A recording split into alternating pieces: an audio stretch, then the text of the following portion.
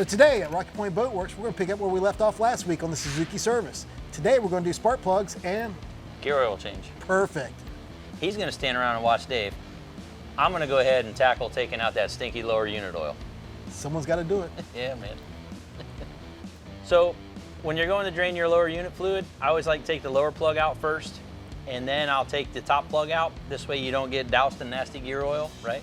Yeah, while it's coming out, make sure there's no water in there. Look at the color, make sure it's not gray. That would indicate you have a bearing failure or something like that. If it all looks good, we're gonna refill it and send it on its way. So we're blessed with our filler here. It's pressurized, so it helps out. But you guys that do-yourselfers, there's a little hand pump. So we're just letting it do its thing. It's kind of nice. If you have some phone calls or texts to get to, now's the time.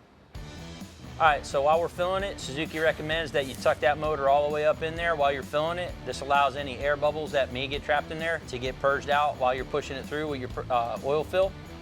Once you see you got a good stream of oil coming out of your top vent plug, you want to go ahead and reinstall your plugs. Well, you want to make sure you replace the gasket that was on there. Gear oil is all taken care of. It's time for Mark to earn his pay and start swapping out them plugs. I'll do plugs any day over gear oil. Now we're going to pull the spark plugs out. On this motor, we have to remove the coils to get to them. So now we're going to remove the coils and get to the spark plugs. On some motors, we like to number our coils because the wires can interchange and you can swap coils to cylinders. So sometimes I will number each cylinder.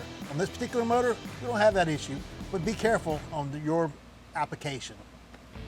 So now we're going to remove our spark plugs. We use a special spark plug socket. When we pull our spark plugs out, we like to check the burn. We also like to look for any, you see that spark plug? Yeah, that one looks good too. We also look for any white crystals. If I see white crystals, that's telling me we have saltwater intrusion at that point. Everything looks good on the spark plug, we're gonna keep going. I'll tell you, I love these Suzuki kits. They come with everything you need in them. Makes the job easier for us. We buy the kit, we install it. And when you pull spark plugs out, another tip, always check your electrode because they have been shipped. They come with this protector that goes on the end. But always double check, make sure your electrode has not been damaged and the porcelain has not been cracked. Hey, can I borrow a ratchet? Why, yes, you can. Well, thank you, sir. You're welcome. Have a lovely day, sir. All right, now we're going to tighten them up. We know we're at the seat. I clock my ratchet, I do half, when I get about 3/4 of a turn. I'm done at this point, no more torquing. I do every one this way.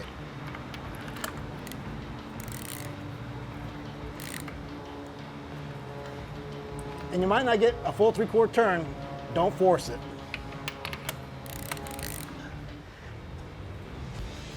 Not everybody does this. We like to do it here at Rocky Point. We put a little dielectric grease on our coils just to help keep from having any corrosion issues inside the coils at the terminal ends.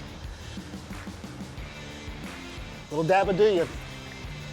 So now that we got the spark plugs and gear oil taken care of, we're going to be moving on to Motor oil.